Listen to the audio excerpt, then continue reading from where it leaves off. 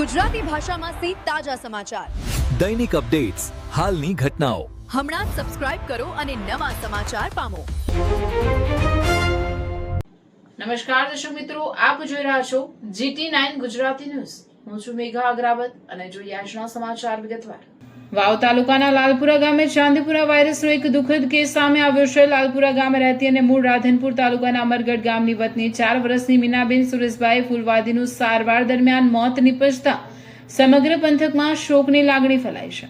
પ્રાપ્ત વિગતો મુજબ બાળકીને 1 દિવસથી વધુ તાવ આવતો હતો. ત્યારબાદ વારંવાર ખેંચ આવતી તેમજ બેભાન થઈ જવાની સ્થિતિ સર્જાતા તેને 29 જુલાઈના રોજ સવારે 9:45 કલાકે ધારપુર સિવિલ હોસ્પિટલમાં સારવાર માટે દાખલ કરવામાં આવી હતી.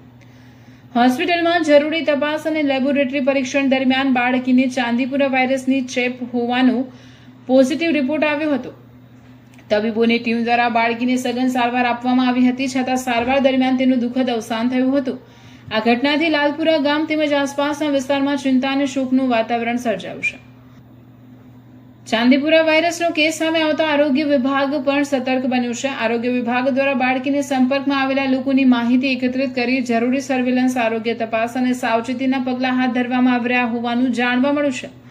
સાથે જ ગ્રામજનોને સ્વચ્છતા જાળવવા, બાળકોને તાવ કે અન્ય ગંભીર લક્ષણો જણાય તો તાત્કાલિક નજીકના આરોગ્ય કેન્દ્રમાં સારવાર લેવા અપીલ કરવામાં આવે છે. અહેવાલ રાણાભાઈ પારેગી, વાવ થરાદ.